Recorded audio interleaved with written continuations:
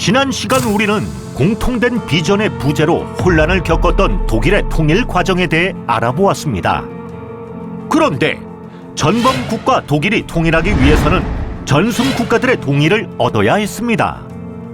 통일된 독일이 다시 자신들을 위협할까 두려워 그들은 통일을 반대했을 텐데 과연 통일의 문을 열었던 키는 무엇이었을까요? 통일 역사에서 길을 묻다. 우리가 몰랐던 독일 통일 이야기 제3편 통일 외교 주변국 설득 어떻게 가능했을까? 지금 시작합니다. 먼저 서독의 상황부터 살펴보자면 서독은 1952년 독일 조약을 맺습니다. 전체로서의 독일과 베를린에 대해서는 2차 대전 전승 국가들이 책임과 권리를 갖는다 고 규정하고 있었는데 이는 미국, 영국, 프랑스의 승인 없이는 통일을 할 수 없다는 것입니다.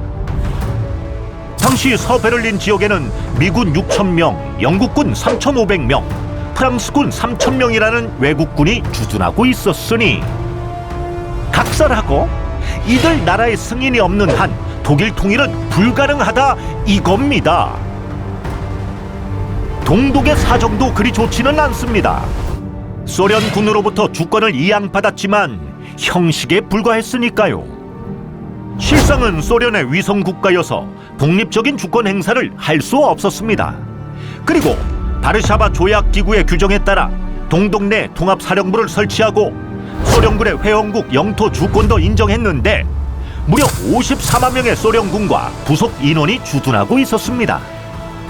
동서독이 아무리 통일에 합의를 했다 치더라도 2차 대전 전승 4개국의 동의가 없다면 통일은 그림의 떡이었습니다.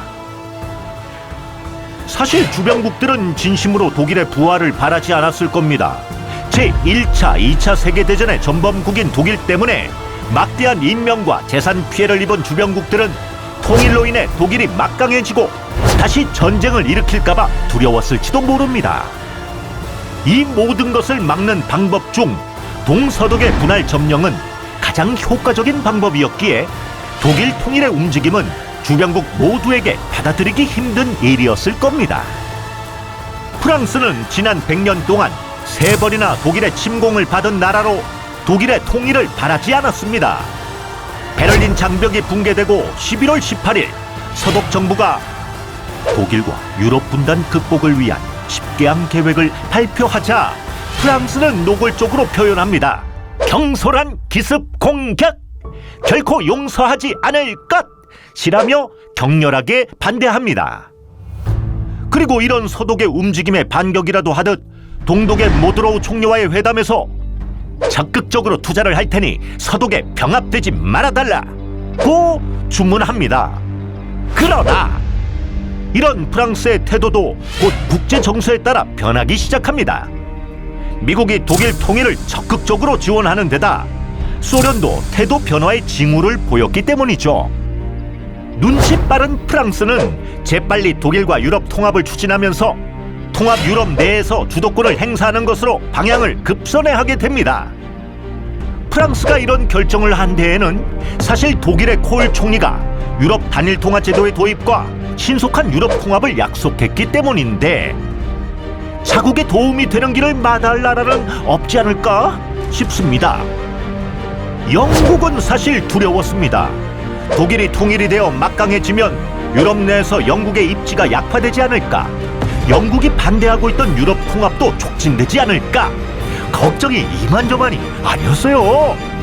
그래서 대처 총리는 대안을 내어놓습니다.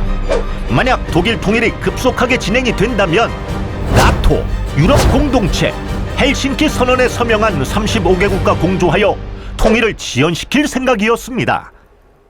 89년 9월에는 소련의 고르바초프를 만나 독일 통일은 이웃 국가들의 희망과 이해가 충분히 고려돼야 한다 고 언급하고, 이어 11월 17일 미국의 부시 대통령과의 회담에서는 독일 통일이 성급하게 이루어지고 있다며 불만을 표시하기도 합니다.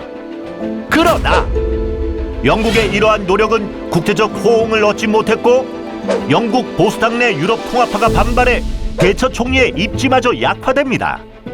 결국 영국도 통일을 수용할 수밖에 없는 길로 접어들게 됩니다. 2차 세계대전 중 2천만 명이라는 어마어마한 인명피해를 본 소련. 당연히 독일 통일? 노노노입니다.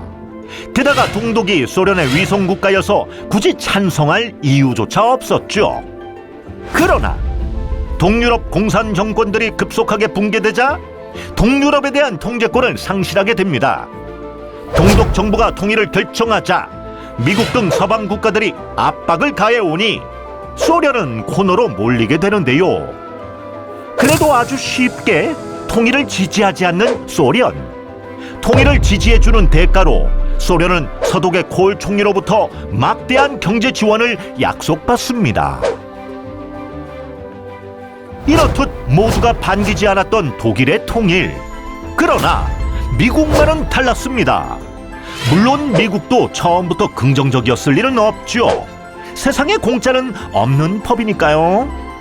1989년 가을 동독평화혁명이 시작되기 이전부터 미국은 슬슬 긍정적인 태도를 표시해 오기 시작합니다.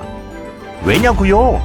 서독이 일관되게 친미, 친서방 정책을 추진해 왔는데 사실 자기 좋다는 사람 뭐 싫어할 사람 있겠습니까? 게다가 콜 정부가 나토의 결정에 따라 국내외 반대에도 불구하고 1983년 11월 중거리 미사일의 서독 배치를 결정합니다. 이는 미소 간의 중거리 미사일 폐지 협정을 성공시키는데 일조하는데요. 이어서 미국은 베를린 장벽이 붕괴되자 더욱 가감하게 통일을 지원합니다. 강대국이었던 미국이 이렇듯 긍정적이자 미국의 눈치를 보던 주변국들도 대세를 따를 수밖에 없었지요. 독일 통일에 있어 미국은 지렛대가 되어준 가장 중요한 키를 쥐고 있는 나라였습니다. 이렇듯 주변국들의 이해관계가 복잡하게 얽혀있어 좀처럼 쉽지 않을 것 같았던 독일의 통일은 주변 국가들의 견제를 극복해가며 기적과도 같은 두 가지 일을 이루어냅니다. 바로 1990년 7월 16일 코카서스 정상회담과 9월 12일 2+4 모스크바 회담인데요.